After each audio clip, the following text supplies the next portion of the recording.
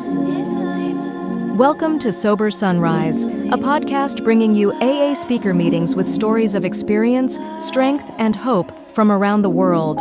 We bring you several new speakers weekly, so be sure to subscribe. If you'd like to help us remain self-supporting, please visit our website at sober-sunrise.com. Whether you join us in the morning or at night, there's nothing better than a sober sunrise. We hope that you enjoy today's speaker.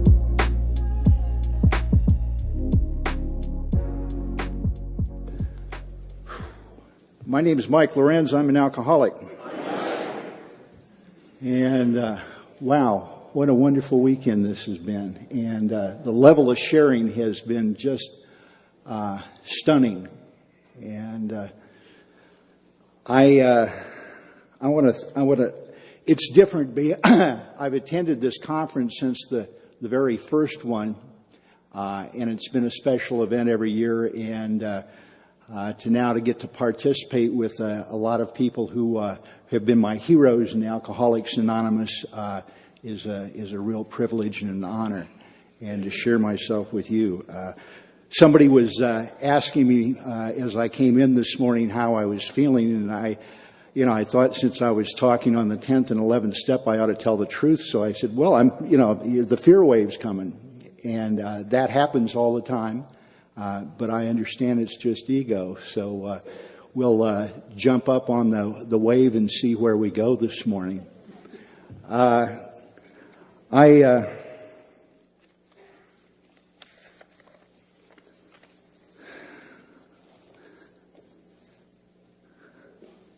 guess I'll start with a story.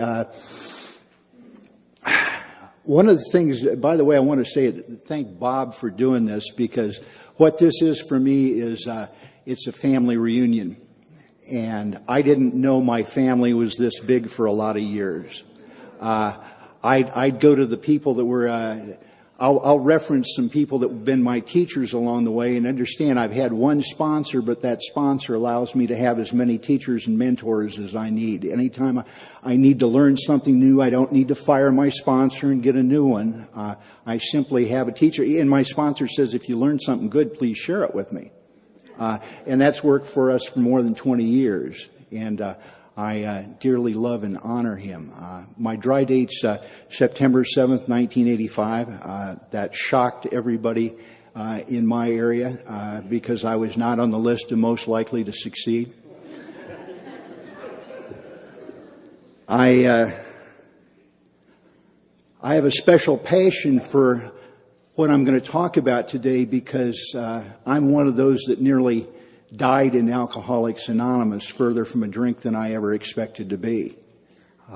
Getting ready to celebrate my 5th birthday in Alcoholics Anonymous, and have on paper having everything I needed, thought I ever needed or wanted, and everything else, and only one thing missing. I was just completely hollow inside. I was dying of untreated alcoholism, sitting in 10 or 11 meetings of Alcoholics Anonymous a week. And that wasn't the fault of the meetings I went to.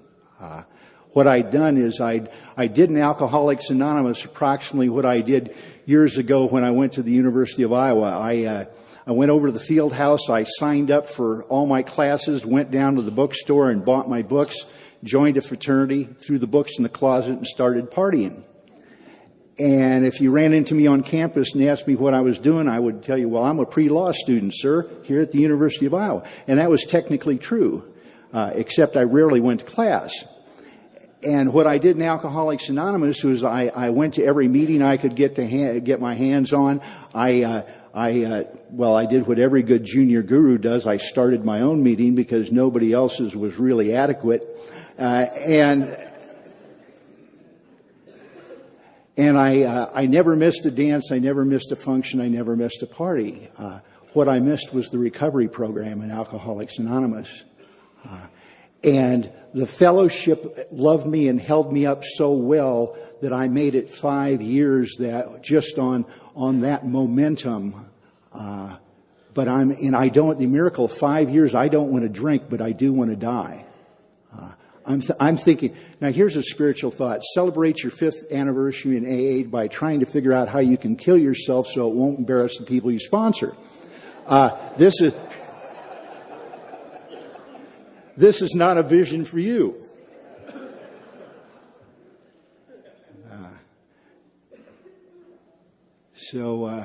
And who knew? The man I disliked most in Alcoholics Anonymous was the guy that was the channel of the solution that ended up saving my life and giving it purpose and meaning and direction. And like everybody, when I find a solution, I grasp it and I go through what I go through an evangelical period, and I'm very tightly focused on what I've learned and the miracle of all of that. And if you don't do it my way, you're wrong. And I spent a period of time, and thank God another teacher came along and grabbed me at the mic and he said, those people aren't wrong. They're successful what they do. What they have is they have a different style than you and I do. And they're members of our family too, and you need to honor them.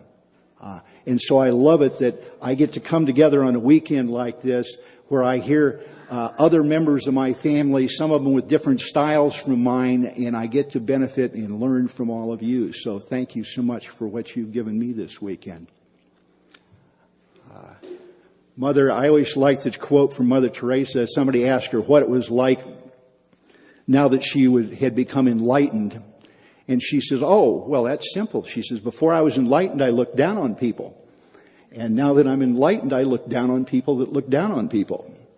And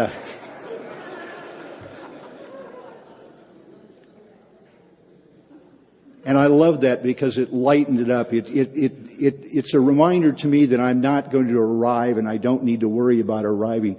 What I need to do is learn to enjoy the journey. This journey for me has been a constant process of finding and discarding old ideas. My friend Clint, I used to love it. He and his wife had a thing. Honey, why don't we just spend a day this day and see if we can find an old idea and get rid of it? What a wonderful way to enhance the quality of your life. And so one of my old ideas is that, I've got a whole collection of spiritual awakenings. We're going to feel good. The problem with spiritual awakening is they involve the disappointment of my ego. I mean, my ego really believes that it could kill me and go on living all by itself. And it was mentioned yesterday several times by several of our speakers, the price I pay for image, ego, whatever you want to. If I look at all those stacks of inventory, if I didn't care about my ego, what would this look like? And so I keep remembering that old Chinese proverb that it's impossible to save face and ass at the same time. You've got to make a choice. And so we do around here. I was really blessed. The first couple years, I didn't find this conference actually. My fiance, Sweet Linda, did, and she was in contact with Bob and heard about this conference, and she said, Let's go there for this weekend. That's a place where neither one of us will have to do anything, and we can just sit back and be together and have an AA weekend together. And so we began coming here. June of 2007, I went out to Santa Fe to see some friends and do some AA and everything else. And Linda lived, we weren't married, we hadn't gotten married yet, and so she lived over on the west side of town near the airport. And so I took my car over to her place and dropped it off with her in the morning before my flight to Santa Fe. And I parked the car in her garage, and she gave me a ride to the airport. And I took off for Santa Fe and had a wonderful time in Santa Fe. And while I was down in Santa Fe, my friend Tom took me up into the mountains one day to see a Vietnam Veterans Memorial up by Angel Fire. And I couldn't get it. I was having trouble with the cell signal up there, so I turned my phone off. Because it kept looking for a signal and was eating the battery up and everything else. And I got back down later that afternoon and turned my phone back on, and I had a real nasty voicemail from Linda. You don't need to avoid me if you want to go off and play with your friends and da-da-da-da and have to be distracted by me and so on and so forth. And so I examined my behavior, and I called her back, and we had a conversation, and we squared things up because she'd written some inventory in the same time and talked to her sponsor and one of the gals she worked with. And so we'd both exercised this marvelous 10th step of ours. And that becomes very important because a couple days later I flew back from Santa Fe, and I'll shorten the story up. Long story short, I get back into Indianapolis, and Linda was supposed to pick me up that night at the airport. And she was a reliable woman, and she wasn't there. And I called her, and I didn't get a hold of her. And so I waited a period of time, and then eventually I got a cab and had the cab take me over to her house. And because we're engaged, I had a key to that house, and I went inside the house and found her collapsed in the bathroom. She'd collapsed with a stroke that morning while getting ready for work. And so we got the paramedics there and began a process of 5 days in neuro-intensive care until the doctors told us there was no hope left and that we needed to go to hospice. I am so grateful. The first thing I could be grateful for in that experience was that she and I didn't have a bunch of unfinished business between us. That we both practiced the principles of this program and that we were clean. And that I didn't have to stand by her bed and hold her hand as she was dying going, I wish I'd done this, or I wish I'd said this, or everything else, because it had been said. And more than that, I want to thank you because of what you've taught me and the principles you've given me, that I got to be part of the solution there instead of part of the problem. Linda was about the only recovering member of her family, so we had people that were in various sides between needing AA and needing Al-Anon swarming the hospital and intensive care unit. And instead of being one of the crazy ones, I got to be one of the ones that could support the other family members and help things happen. Not because of my strength, but because of what you've given me and what you've taught me. My dear friend Don taught me years ago that one of the greatest gifts I've ever gotten around here is how to be in the presence of death without fear and not without losing my mind. And I didn't know I even needed to learn that lesson because I'm a combat veteran of Vietnam. I was in the front edge of that. I was part of I led a platoon of men into the Plain of Reeds one Sunday afternoon, and 3 days later, 32 of us went in. 3 days later, 3 of us came out. I thought I knew about death, but I didn't. Because in those days, what I did is I sat down, and if you'd asked me, I'm sitting next to my friend's body, and if you'd asked me what was going on with me, I'd say, it's okay, it's all cool, man. Don't mean a thing. Because I'm shut down. And what I did is I found I spent my life, it's like I had an emotional MasterCard, And as I went through life, I had a choice. I could either experience what was going on and pay the price at the time and have the experience, or I could put it on the card. And you know what I chose to do. I just put it on the card. And I got here, and I couldn't even make the minimum payment on the balance anymore. And so I had people around here that showed me important life skills. See, because Sobriety wasn't my solution. Sobriety is my problem. That's what the message that I got that saved my life. Because I couldn't understand. I was sitting in the middle of Alcoholics Anonymous, and you all looked like you were enjoying this and having a good time. And I'm dying inside with a smile pasted on my face. And I remember when he said to me, he says, "Oh, Mike," he said, he says, "sobriety is not your solution, it's your problem. You've been sober hundreds and thousands of times." He says, "You can't stand life sober. That's why you go back to drinking." The idea is, how do you get a meaningful sobriety that's sufficiently comfortable and tolerable for you, that you can wear it and stay in it and live in it? And that's where we are here. I was so blessed by that woman. I could stand up and take all of my time. I won't, telling you about her, but I think probably if I was thinking of what could I tell you in a sentence that would describe Linda. We were having a conversation one time, and she turned to me. We sometimes did these workshops and retreats together and so forth.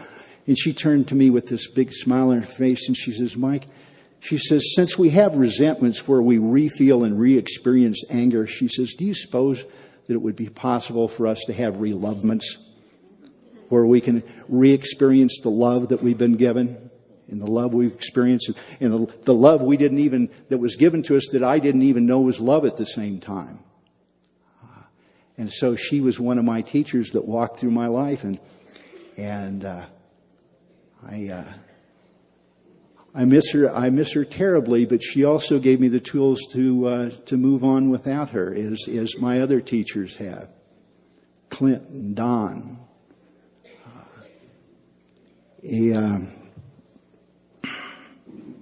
I was having a moment, and I heard Linda talking to me, and the first time she talked to me, she said, she says, "Mike, you need to know I don't need you to grieve me. I need you to be happy." And my heart knew that came from her. And then some weeks later, in another moment, I was in anguish, and I said, "Oh God, I'll never love anybody like I loved you." And I heard her laugh, and she says, "Well, of course not, silly. You've already done that." And so we go on. And thank God for the exam. God could and would if He were sought. And these are God's seeking steps. The same way I used to seek out that alcohol or score whatever I was going to do, I need to have that thirst and that hunger for God today. One of the things I like best about my home group is that we have what we call, it's not formally structured, but we have 10-step circles in there. And we have a real tradition of 10-stepping with each other in there. And part of that tradition is that you 10-step with the new guys. So they see how the old-timers get it done. And one of the guys that changed my life was a man by the name of Gary B. And he was the old guru in the group when I was very new there, and I didn't know what to do. And he grabbed me one day. I'd seen him in a group of people for lunch, and we were walking away. And he grabbed me as I was headed back to my car, and he said, "Mike, I need to tell you about something that I did at work this morning." And he went ahead and explained to me that he'd taken credit for a sale that should have gone to another salesman who wasn't there that day, and so forth, and that he was here. He says, "I think I'm going to go see the boss, and I'm going to own up with the boss and tell him what's going on, and then I'm going to," he laid out his whole plan of action, and then he said, "Before the meeting tonight, can you meet me down at the Salvation Army? Let's see if we can talk to a couple drunks down there." And he gave me a important lesson. First of all, I didn't hear somebody tell me about how I should live Alcoholics Anonymous. I had the oldest member of my group go to one of the youngest member of the group and humble himself and lay out, says, "Look, here's what I did. Here's the mistake I made." Now, he could have gone to his sponsor, Paul, or he could have gone to any number of people. But he went, I was one of the people he went to, and I'll tell you, it made an impact on my life.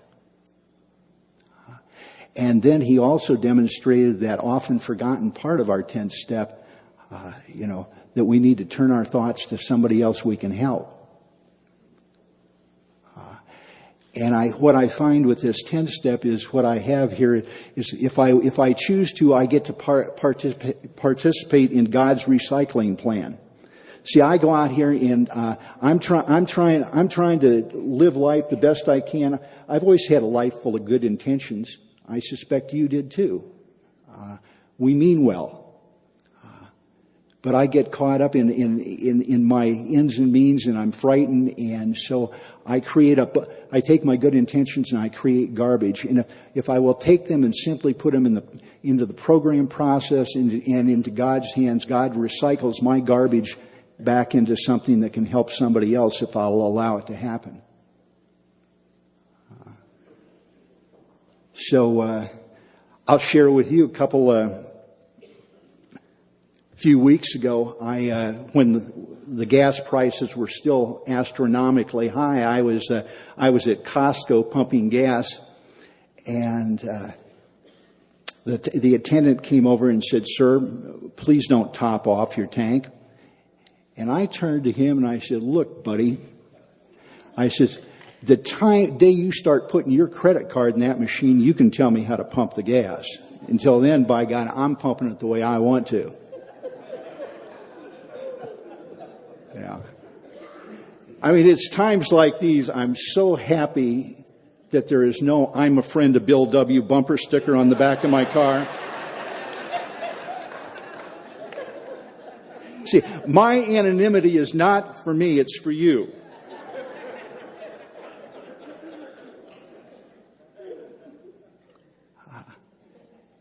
And I hadn't even got the pump back on the hook. And of course, because you've awakened me, I knew I was wrong. It just felt wrong. And so what I did is I immediately went to that gentleman and I said, I had absolutely no right to talk to you that way. That was completely disrespectful. And you're standing out here in this wind and cold and trying so we can get gas and help us. And I'm sincerely sorry that I was disrespectful to you that way. Please accept my apologies. And we started a conversation. We did. I immediately, when I left there, I got on my phone and I called the newest guy that I'm working with. And I told him exactly what his sponsor had just done. And that's the way we work, and it turns out to be a very effective way to do things. See, the image that was given to me, I got here because I was picking all my knowledge of StepWorks and our program up out of what I heard in meetings. I'd hear something in this meeting over here, and I'd repeat it in that meeting over there if I thought it sounded good. And so I didn't have a program. What I had was a collection of sound bites. And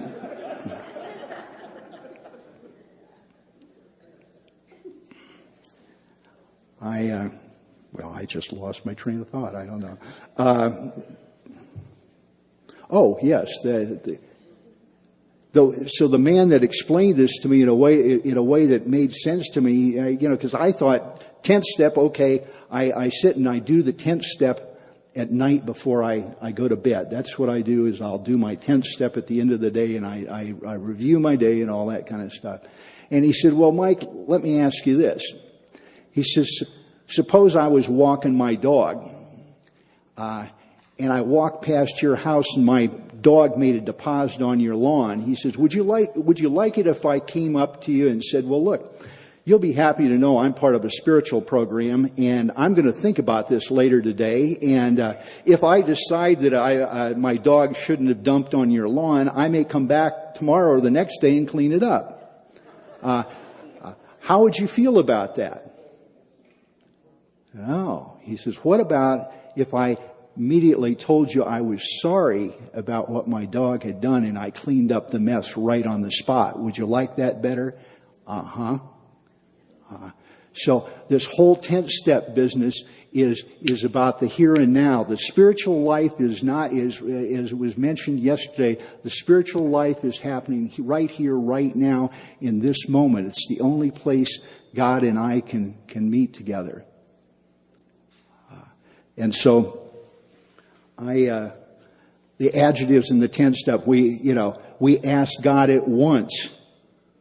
Doesn't mean, I was told it, by the way, it doesn't mean He delivers it at once, but my job is to ask it once. So I ask it once. I make amends quickly. I do quickly at once all of this stuff. I do this stuff rapidly. I don't waste time with it. And then I turn my thoughts to somebody else I can help. And if I do that, I get to be part of God's recycling program. And I don't think it's any accident that our the 10th step promises are such a wonderful set of promises. And they tell me by this time, I'm going to seldom think about alcohol.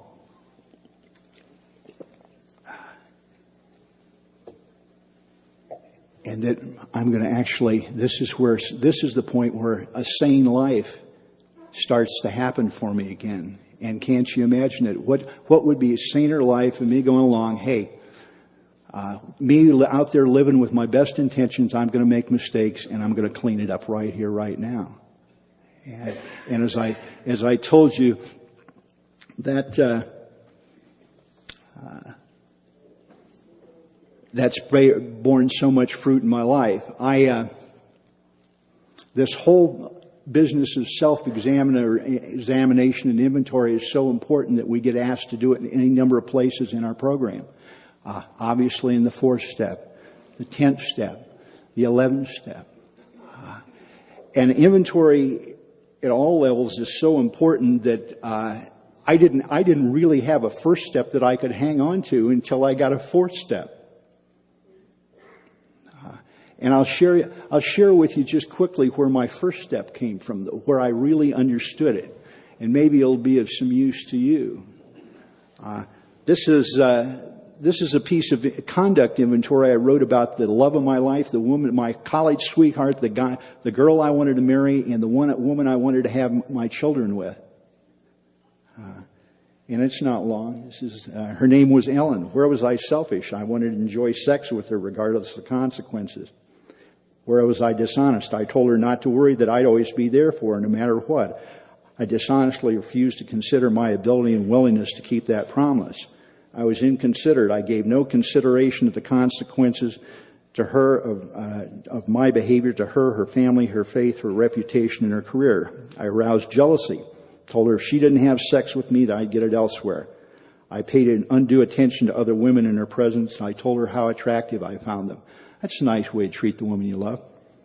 I aroused suspicion. I often spent time alone with other women, and she found me at Holly's apartment. Bitterness. When she became pregnant, I told her I doubted that it was my child, told her that I was too young to get married and didn't want to marry her anyway. And when she was in California having our baby, I made drunken phone calls to harangue her, and I abandoned her and our child. And because I was back home in the Midwest and she was in California, I was the one that's telling the story. Look at, she abandoned me. Who did I harm? Well, I harmed the baby, obviously, Ellen, her family, my family, and our friends. What should I have done instead? Don said, well, almost anything would be an improvement.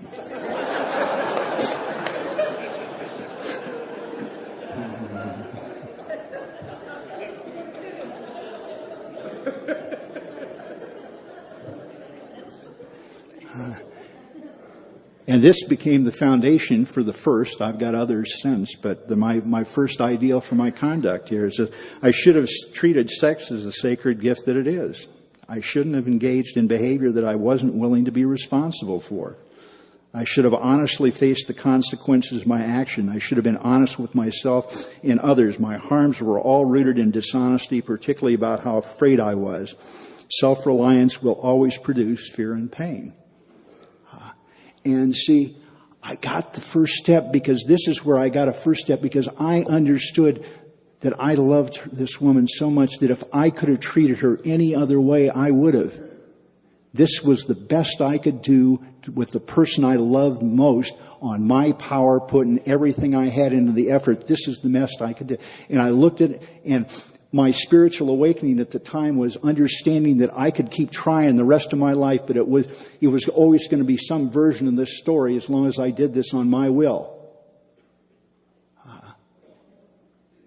And if all I'd done is just not drink, and if you hadn't encouraged me and forced me to pick up a pen, I would have never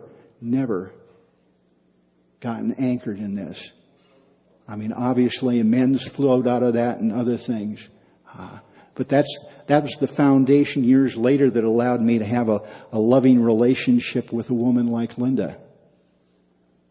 And have that woman look at me and tell me she loved me and she wanted to spend her life with me. What a gift. And it all began with the disappointment of my ego.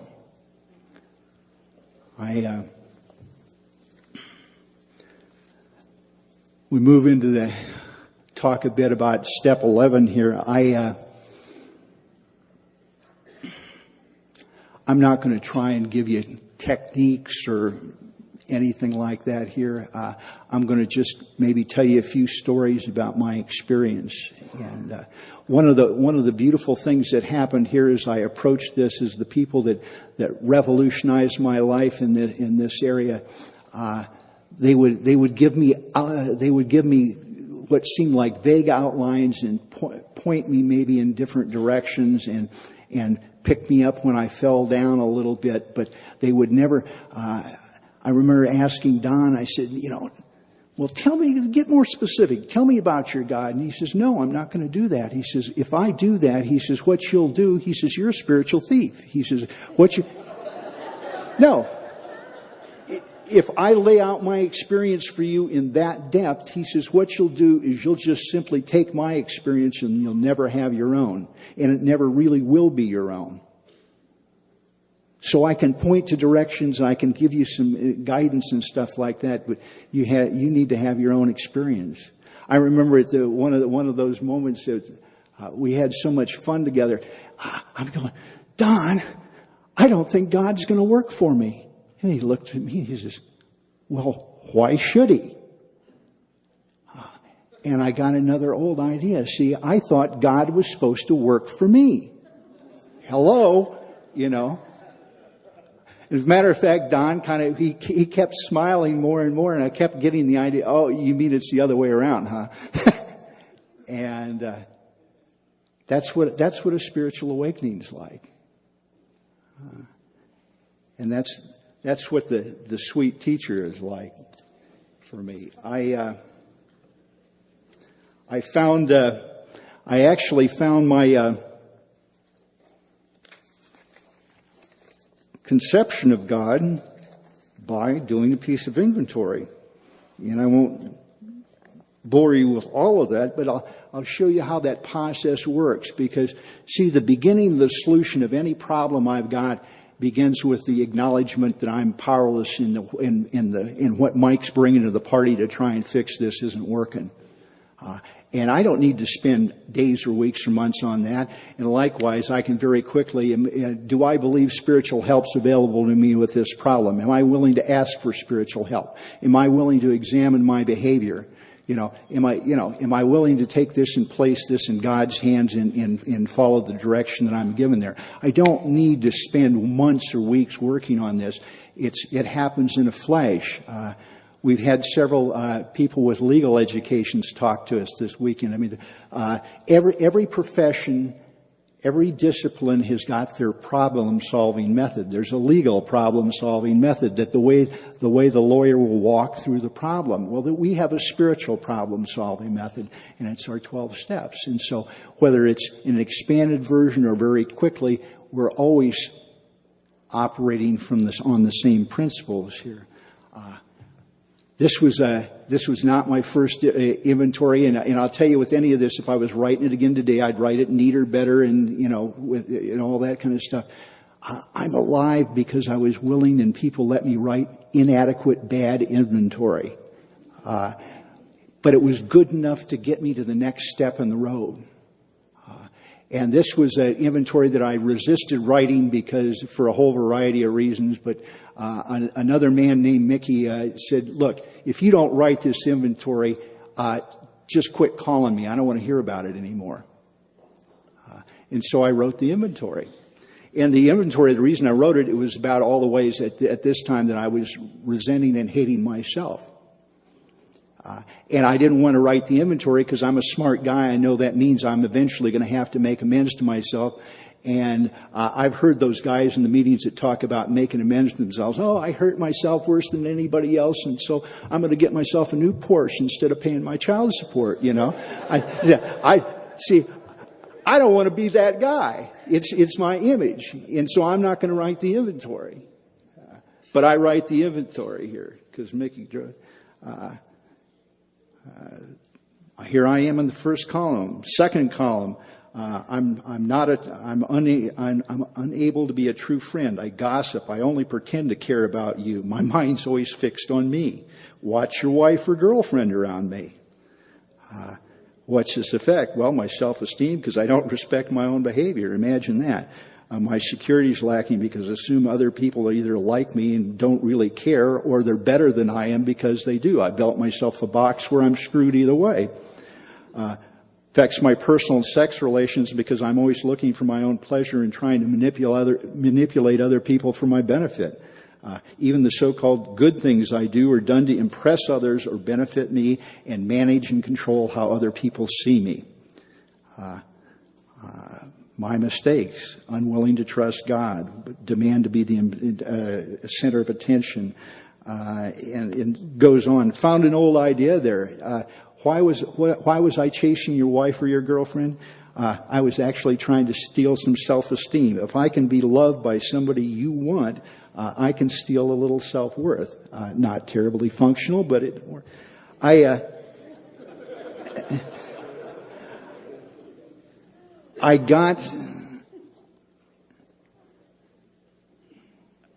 I come from a tradition, and because I'm an alcoholic, by the way, anytime I do the slightest bit of work, I want the maximum benefit out of it. I mean, if you want to mess with an alcoholic's mind, let him think he may have done some unnecessary work. I mean, it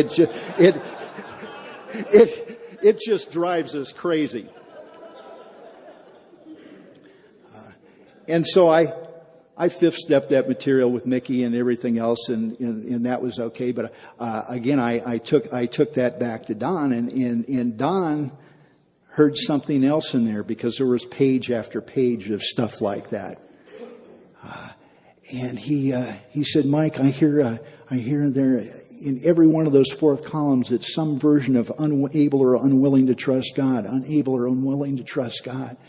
He says, Mike, since I know you a little bit. He says, I believe you're a man who'd truly like to trust God. So if you're not trusting God, there must be something blocking you. Let's see if we can find out what it is. And what had happened, I went into some consideration and talked to Don a day or two later. And what I'd gone back, at that time I was operating with a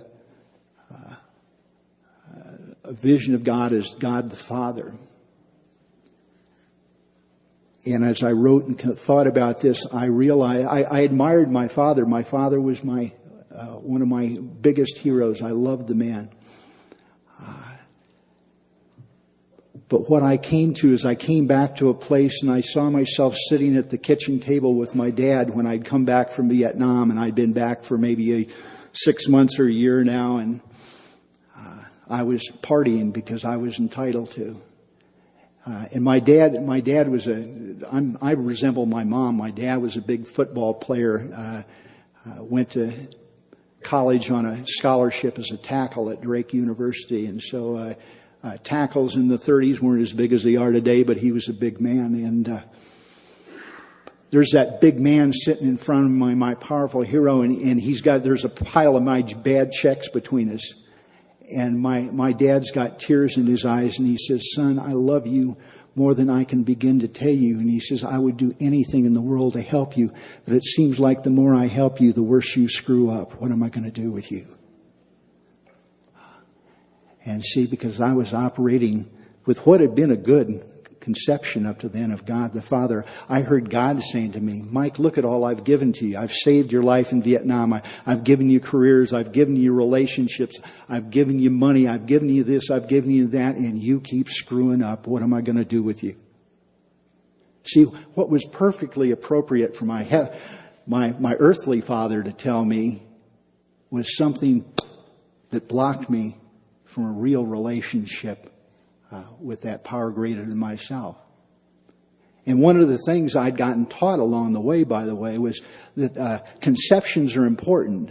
Conceptions rather than concept, because conceptions can be changed. Concepts can't. So my conception is very important, but I want to hold on to it loosely. A description a man used that made sense to me, he said, he was a man from India. He says, if I want to go visit my friend in the next village, I will get on my donkey and ride to the next village. But if I want to go into my friend's house and visit him, I must dismount from my donkey. So that which carried me on the journey at some point is the thing that prevents me from completing the journey if I insist on hanging on to it. So that's part of what I need to do and stay fresh around here. And where step 11 becomes so important to me. How do I stay fresh? How do I stay in consciousness of what has carried me as far as it's going to carry me now? And I need to dismount and I need to learn something new in order to move on and continue to grow and be useful in this program of Alcoholics Anonymous. So that became the vision. What I got is I'm a guy that needs things simple. So I had to come up with, I came up with what I call my 4 pillars, the 4 points that my relationship with God sits on. Today, it's a conception, it may change. But in a general way, the most important thing for me to have in that conception is that God's not angry. See, I don't know about you, but I'm not going to really open myself up to an angry person. Would you? How intimate are you going to be with somebody where you're never going to be good enough? You're always failing. You're always behind the 8 ball. So it was absolutely vital for me at the beginning of everything to know that God wasn't angry with me. And so that's the cornerstone. The next piece was that God doesn't think comparatively. God loved me just as much when I'm standing in a liquor store writing a bad check to buy a bottle of whiskey to go seduce the neighbor's wife as He does when I'm down at Salvation Army holding out my hand to the newcomer.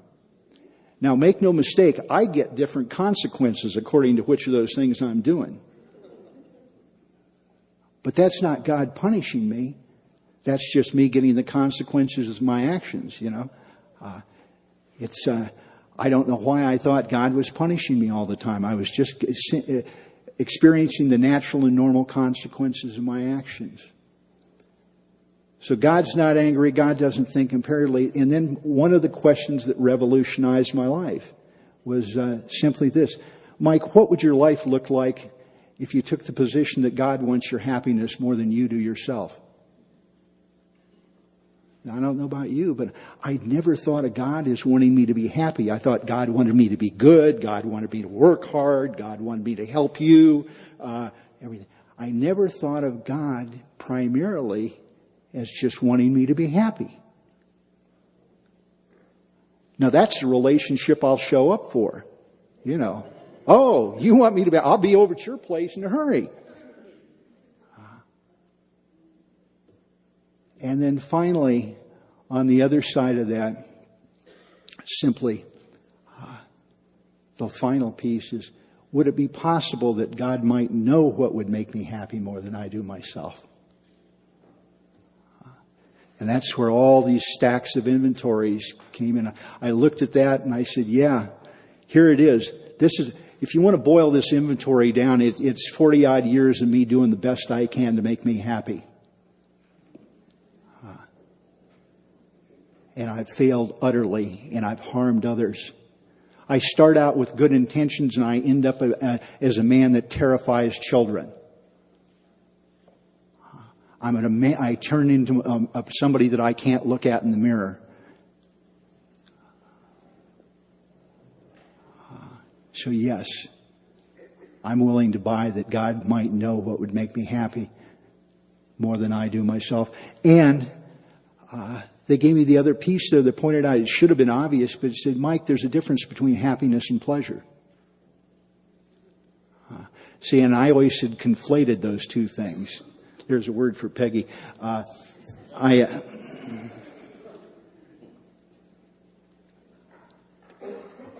What I didn't understand is that pleasure is like me just mainlining a pint of Haagen-Dazs, and it's going to feel real good, but there's going to be a price to pay for it on the other side.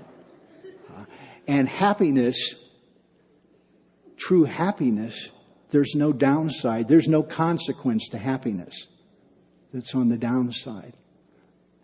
Happiness fills me up. It sustains me. There isn't a price to pay for the happiness. So I moved on. I was blessed by a experience when I had probably 60 days in my pre-step working days here. I'd gone to one of those meetings that I told you about, and there was a man who had an attractive message in that meeting. His name was Jim, and Jim would always begin whatever he'd say, "Hi, my name is Jim," and he says, "I'm a devout 11th stepper." And nobody else seemed to talk like that, and I paid attention to Jim. And I, of course, being who I was at the time, I noticed Jim had a corporate jet and flew around and had businesses in Mexico and Switzerland and so forth. And so Jim was attractive to me for any number of reasons. But I thought, well, if this 11th step's so important to Jim, maybe I ought to try it. So I went home to this little apartment I'm in at the time, and I got in my easy chair, and I got out the 12 and 12 and read the 11th step in there and read the St. Francis prayer, and something happened. I don't know. I went somewhere, and I came back. And a couple days later, I'm sitting in an AA meeting, and I noticed the guy across the table from me is firing up a cigarette. And it hit me. Oh my God. See, at this time, I'm the kind of smoker that annoys other smokers. I'm a 3-pack a day, just hope to die cigarette smoker. I've made no decision to quit, and I haven't had a cigarette in 3 days. They're in my pocket, but I haven't reached for one in 3 days. And the only thing that's happened was that little experience, whatever it was in the chair. Now, immediately I'm horrified, and I borrowed a cigarette from the guy, and I began smoking rapidly. But see, I got a clue that, wow, there's some real power available here. And so I did what every good alcoholic would do. I ran back home, got in my chair, got the 12 and 12. I think I put on the same pair of blue jeans, and I don't know if I could find the same pair of underwear, but whatever it was, I'm going to recreate the experience. And nothing happened. And I smoked for another couple of years. But what happened here in the significance of all that is God had given me a free sample. He'd shown me that there was the power available in our 11th step was real, it's tangible, and it's not just kind of la-di-da for people who want to get extra credit and brown-nose the teacher in AA. This is where the real deal is.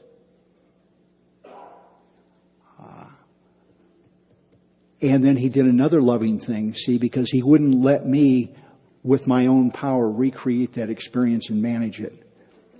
Because if I could create and manage that experience there, who'd be God? I wouldn't need God. I'd just, he'd be a subcontractor there. And that reminds me, that whole deal about, whether God likes me according to how I'm behaving. Just think about it. If I can change whether God likes me or not by how I'm acting, again, who's God? I can make him like me. I can make him not like me. I can, give me a break. See? My mind's always trying to take me back to that place where I'm playing God. The solution to all these problems keeps coming up. Whether it's at the office, whether it's in a relationship, everything else. Where have I tried, with good intentions, of course, but where have I been trying to play God here?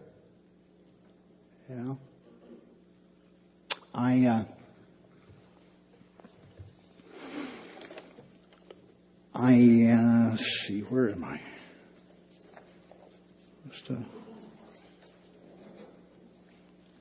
Oh, okay.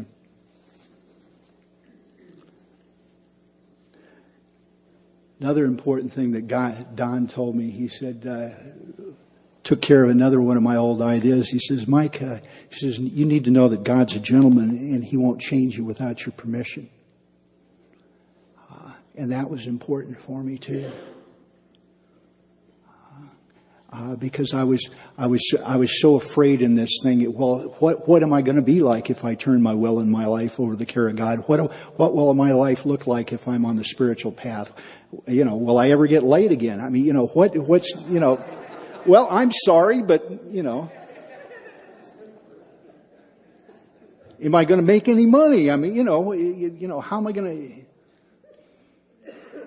I need my Starbucks.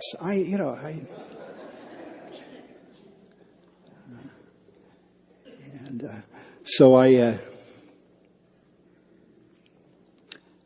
got on this path, and as I woke up, one of the things in my home group that we do to begin our meetings now, and that started helping me, is we start our meetings with a 5-minute meditation, and we find out we find the quality of the meetings when we do that are much better than the quality of the meetings when that somehow doesn't happen. That we're all starting from a better place here. I'm going to run out of time, so I want to tell you about the most important prayer that has come to me, or maybe the most important prayer that's come to me in my time in Alcoholics Anonymous. And I got there, not surprisingly, again, through a piece of inventory. As part of managing my life, when I got here in my junior guru phase in Alcoholics Anonymous, I got into the perfect AA marriage, and I even had my sponsor perform the marriage ceremony because I thought that would give me some insurance on how the marriage was going to go, and it turned out not. So I identified so much with Ralph's courage yesterday. See, I found myself at 7 years sober living in a sleeping bag on the floor of the den of my best friend after my wife had put me out of the house. And this was not what my AA image I wanted to be around here. We went ahead and we got that divorce, and it was respectful and so forth. And so I got to start seeing shortly after we said that, I got to start spending time with my son, Andrew. And one night, I'd have him usually for a long weekend. I'd have him Friday, Saturday, Sunday, and take him to school on Monday morning. And so Friday night, Andrew comes to me and he says, Mike, he's 6 at the time. And Andrew says, Mike, he says, I'm tired of McDonald's and all those kids' places and Applebee's and everything. He says, would you take me to a grown-up restaurant tonight? I said, sure, Andrew, I'll do that. So I take Andrew to a grown-up restaurant. And we're going along and we're having fun, and all of a sudden I start looking around. And I'm here with a 6-year-old, and I'm surrounded by couples in love. And the wave of self-pity tsunami just hits me.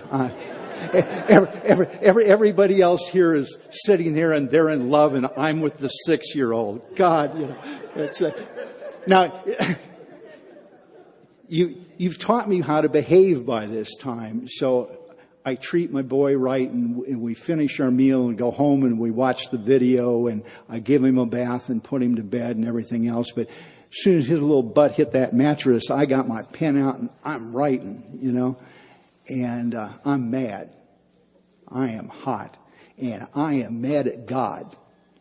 And I was taught that I could, part of any real relationship, if you can't be angry with somebody, you don't have a relationship. And so because now I've got a relationship with God, I can get angry with God. And I don't have to do that in a fearful way. But so here's the little inventory that came out of that. First column, who do I resent? God. Why? Well, because I don't have the relationship I want to have with a woman. I think God's going to only give me the choice between having a sick relationship or no relationship.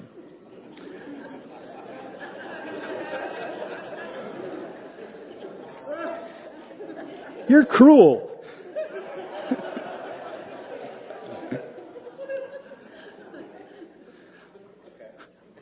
I'm lonely. People that I sponsor are having better relationships than I am.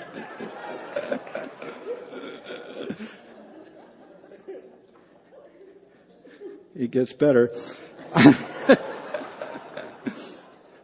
I'm afraid that God will keep me in this pain because I will be more useful to others this way than if I have the relationship that I've been. It's like,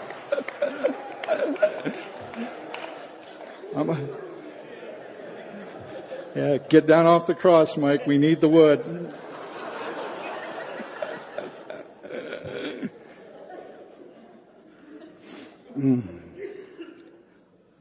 I feel like God has given me the gift of communication with others, and the price of the gift is my own happiness.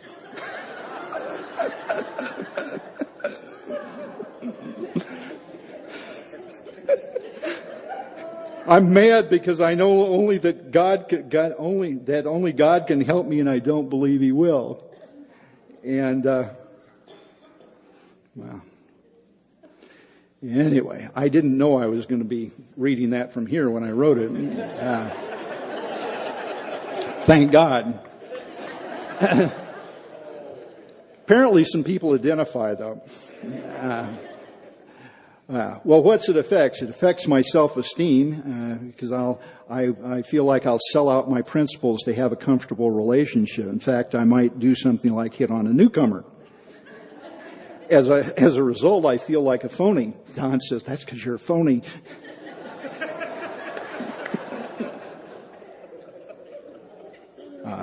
It's distorted my sex relations. I came up with my solution to my sex life at this time, post-divorce. I did what all the major corporations were doing. I decided to outsource my sex life. And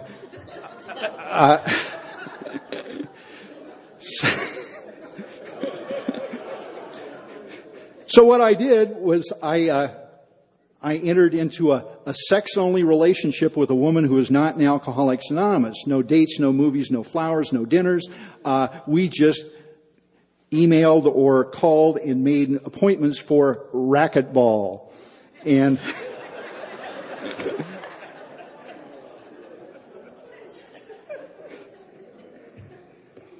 And it says, I'm engaged in this increasingly emotionally unsatisfying sex-only relationship. I'm starting to buy porn again.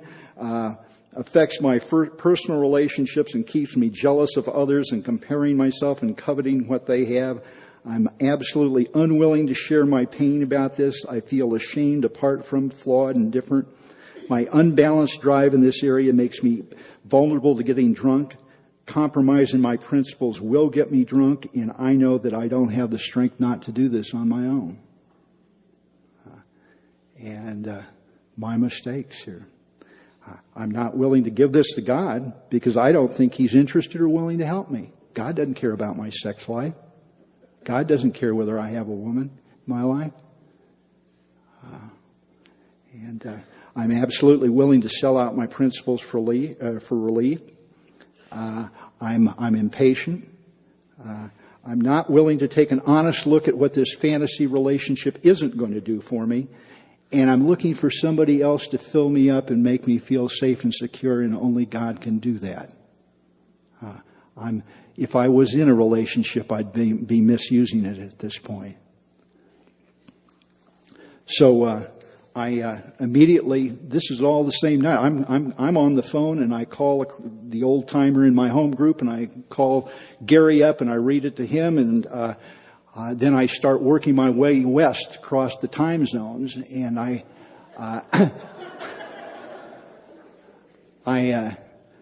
get a hold of Don and I read that to Don, and he's got some comments. Well, like he said, well, yeah, you're a phony. And he says, well, Mike, he says, you don't want Miss Right. You want Miss Right now. And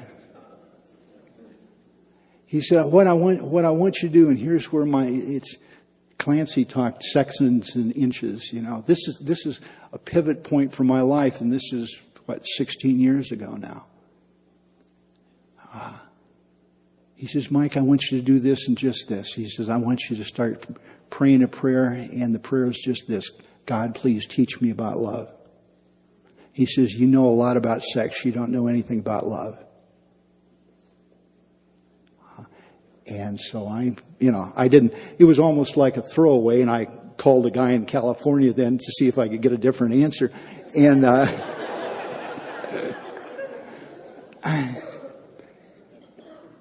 but I loved Don and I trusted Don, so I followed his direction. And I got, part of my deal with him is that if I did what he suggested and I didn't like the results, I could call him back and complain. So about 2 weeks later, I called Don up and I says, Don, you need to know I don't think much of your damn prayer. And he says, well, what's wrong, cowboy? And I says, well, since I started saying your prayer, it was his prayer then, since I started saying your prayer, the only woman I was really interested in got a job transfer and left town. And on top of that, I went to see my doctor the other day, and he gave me some blood pressure medication that's made me impotent, And he says, I think you misunderstood the prayer. He says, the prayer wasn't God get me a woman. He says, God teach me about love. Work with me on this. And so I continued to pray the prayer and live a life in meditation. And a wonderful thing happened. I fell absolutely head over heels, completely in love with my son. Now, I'd always loved him, but he and his mother had always had a little something different going than what he and I had going. And there was just like there was some kind of a wall or barrier, I don't know what. But it went away. And I just loved my son wildly, and I do to this day. And we have a wonderful time. He's a great kid. Don loved him, by the way. Don had come to town, and Don would go over in the corner with Andrew, and he'd come back shaking his head. That boy is a very old spirit, Mike. Pay attention to him. He's 4 years old. I pick him up at daycare, and I'm bringing him home, and he turns to me, and I was talking about something. He says, Mike, it seems to me your life might work better if you said the second thing that comes to your mind,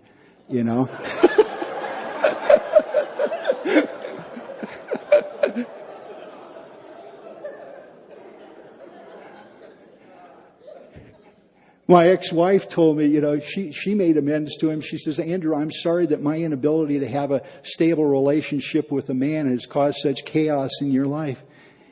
And he looked at her and he said, Mom, he says, I think it's been a lot harder on you than it's been on me.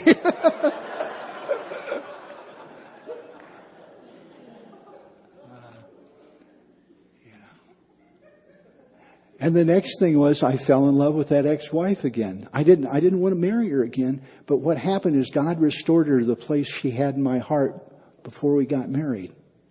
And what happened was that Lori and I were two people that met in the rooms at Alcoholics Anonymous, and we were well suited to being each other's really good friend. But we're alcoholics, so marriage sounded like it was more.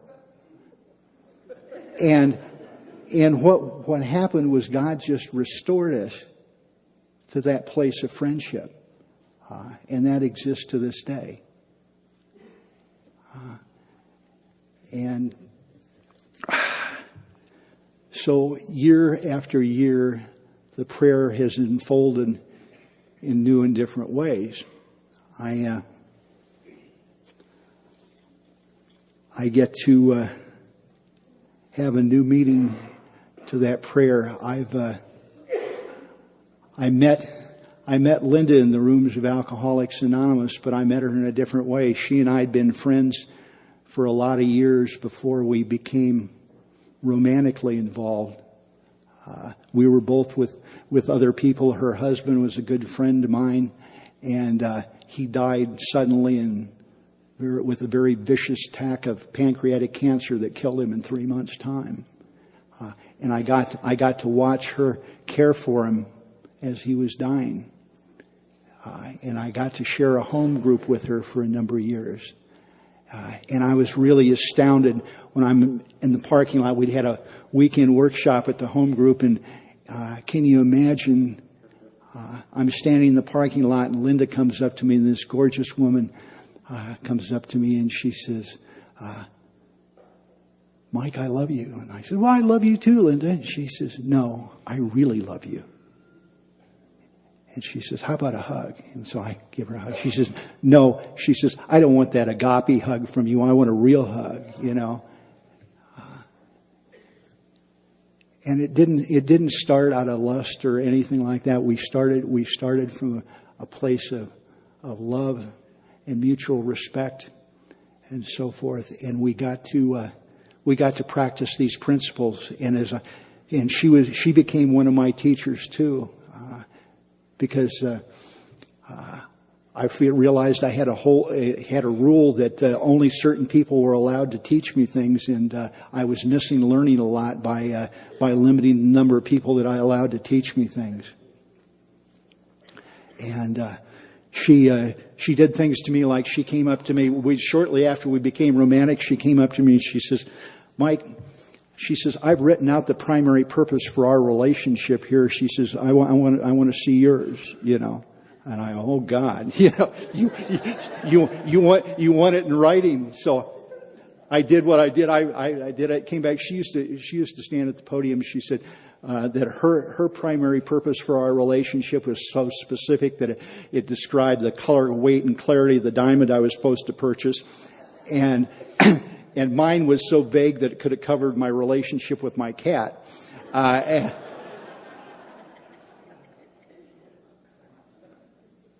But see, starting from those two, that's probably about the poles.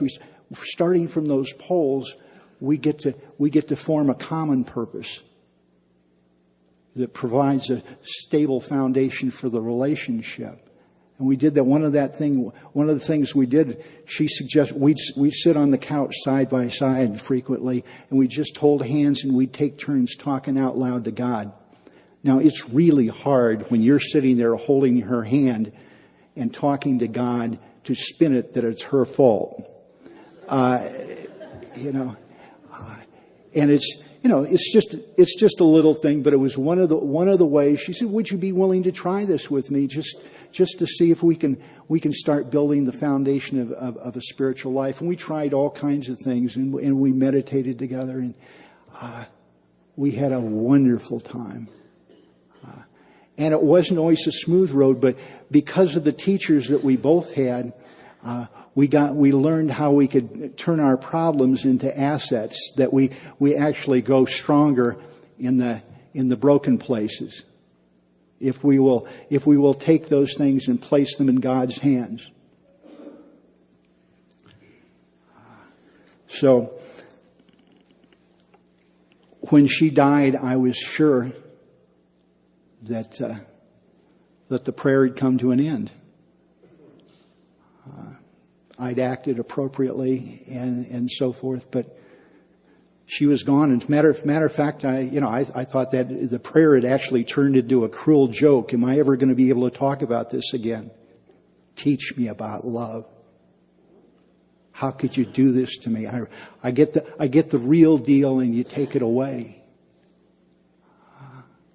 And then I found out that the sky opened again, and see, my next lesson is to accept the love of you, because when she died, all of you were all over me, loving me and everything else. And you see, I realized that I had an old rule that I'm the dispenser of love, not the recipient of it.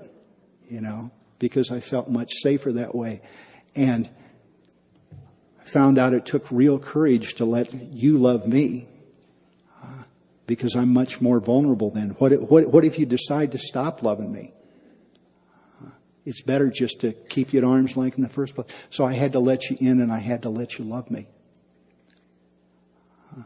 And I've learned time and time.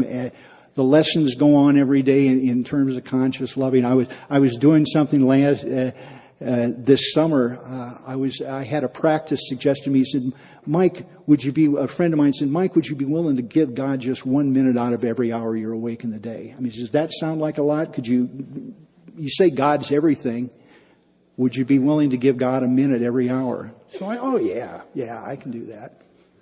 So I start doing that, and I'm doing it for a couple of days, and then I get a call from my friend Annette, and she's working that day, and she's having a migraine attack come on. I says, don't worry about it. I says, I'm already spending time with God every hour. I will, you're going to be the focus of my meditation the rest of the day. And so I start out, I'm going to consciously love and hold Annette up in meditation. And that goes well for 2 hours. And the third hour, I sit down and I start to meditate for Annette and her migraine and everything else. And if she'd take better care of herself, she wouldn't have these problems. I mean, the way she drinks caffeine, I mean, it's no wonder that she, and like you see, I get to laugh at myself. Because all that God did is just reach over and give me a little nudge and say, hey, Mike, what you've got is a good idea and a good intention. You just don't have the power to make this happen on your own. So I guess if I've given you anything today, I hopefully a little experience, a couple laughs at my expense, and maybe an inkling that there's a lot to explore and enjoy here on this. This is the realm of the Spirit, and it's broad, roomy, and all-inclusive, and room for all of us, and there's always more to learn and more to do here. I want to close up here with something I have found in Linda's effects as I was executing my responsibilities to her estate. Here, I think I have it here. Maybe not. We're not supposed to do that. Well, apparently, Linda and her spirit have intervened and decided not today. So I will simply leave you by asking that you just please remember me as loving you. Thank you very much. Thank you for listening to Sober Sunrise. If you enjoyed today's episode, please give it a thumbs up as it will help share the message. Until next time, have a great day.